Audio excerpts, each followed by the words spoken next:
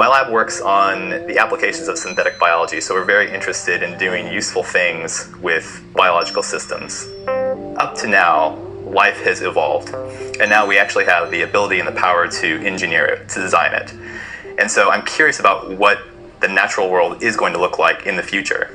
So synthetic biology is sort of the next level of genetic engineering. So about 40 years ago, we, being scientists and engineers, developed the techniques to basically move pieces of DNA from one organism to another.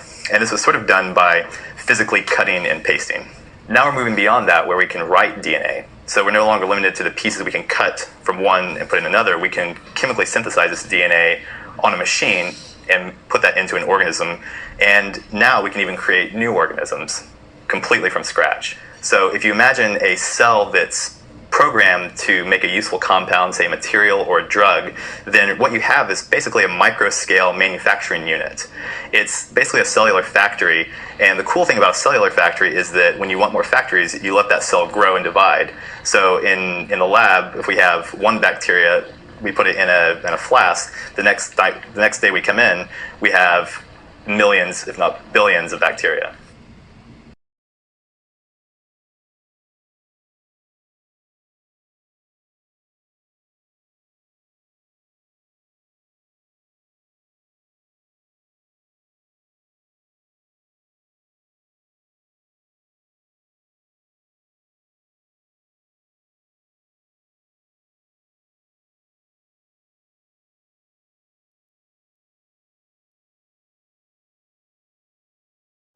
The stock market is where investors connect to buy and sell investments, most commonly stocks, which are shares of ownership in a public company.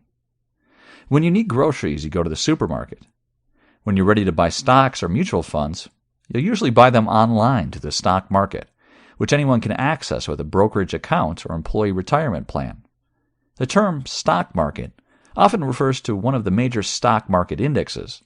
However, there are some different uses of the stock market before and after. In the 18th century, manufacturing companies came into the market. Traditional companies used stocks to raise money and input money into companies, while modern companies use stocks to output money. From the 19th to 20th century, however, modern companies such as Apple, Google, and Microsoft are big enough to earn money and use stocks differently. The stock market also inclined to put money into big companies.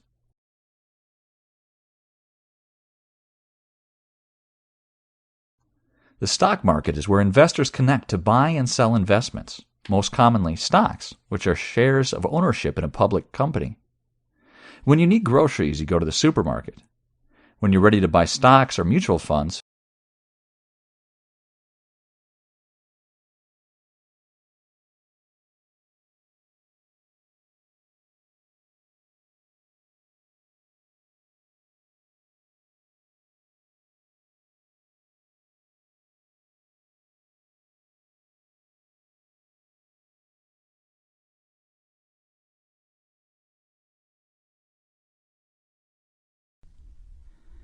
In recent decades, journalism has been faced with challenges.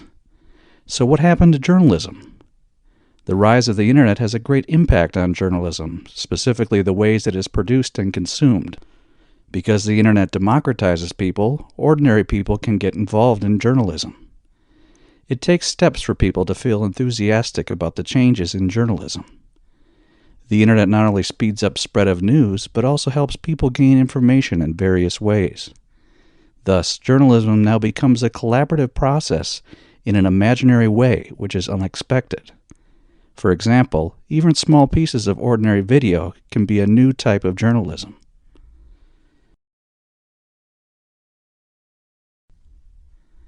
In recent decades, journalism has been faced with challenges.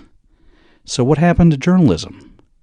The rise of the internet has a great impact on journalism, specifically the ways it is produced and consumed.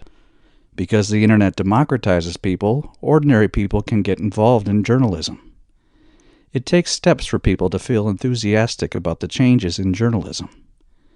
The internet not only speeds up spread of news,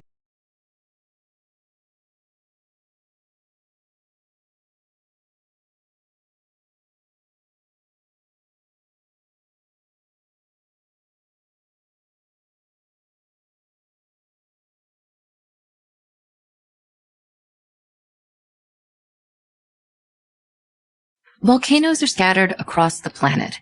About 1,500 active volcanoes can be found across the world, though countless others are on the ocean floor. Most volcanoes, whether on land or underwater, are located where tectonic plates meet. In fact, the Ring of Fire, a path that traces the boundaries between several tectonic plates around the Pacific Ocean, contains about 75% of the planet's volcanoes. There are several types of volcanoes, primarily classified by shape and size. Major types include stratovolcanoes, which often appear as tall, steep mountains, shield volcanoes, which are flatter and dome-shaped, calderas, which are large depressions in the ground, and mid-ocean ridges, which are underwater chains of volcanic mountains. No matter their shape or size, all volcanoes emit gas and molten rock. The journey of these emissions begins deep underground in the Earth's core. The core, which can burn as hot as the surface of the sun, transfers its heat to the surrounding rocky mantle. In doing so, the heat melts some of the rock. This molten rock, or magma, is lighter than the surrounding solid rock layer, so it rises through the mantle. The magma then escapes through vents in the Earth's crust, causing volcanic eruptions.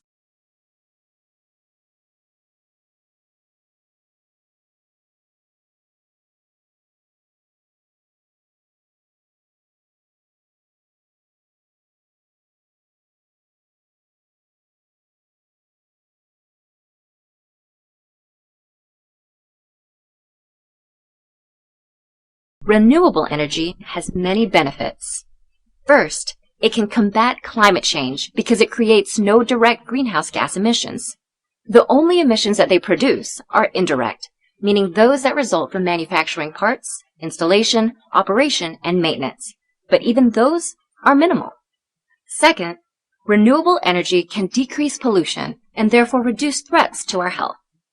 Wind, solar, and hydroelectric systems create no air pollution emissions, and geothermal and biomass energy systems emissions are much lower than non-renewable energy sources. Third, renewable energy is a reliable source of power. Because renewable energy sources are, well, renewable, they will never run out. Once built, renewable facilities cost very little to operate, and the fuel is often free. As a result, renewable energy prices tend to be stable over time. While renewable energy has many advantages, it is not without downsides. It is difficult for renewable energy sources to generate power on the same large scale as fossil fuels.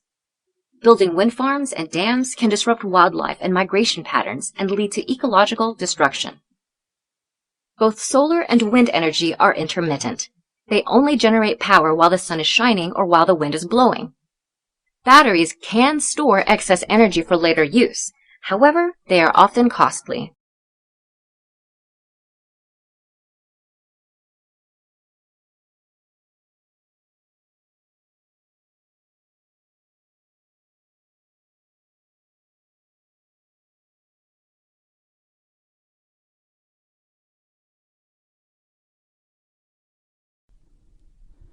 Telescopes and eyes are both tools for collecting and detecting light.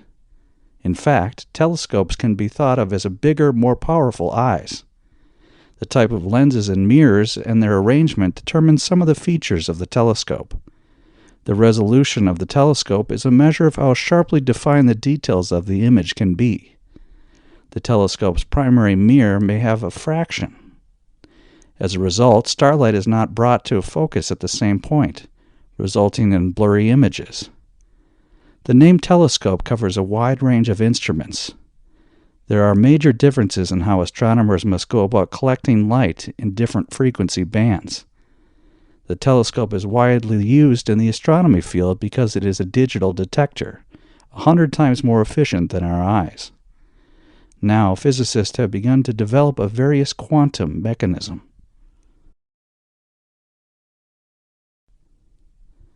Telescopes and eyes are both tools for collecting and detecting light.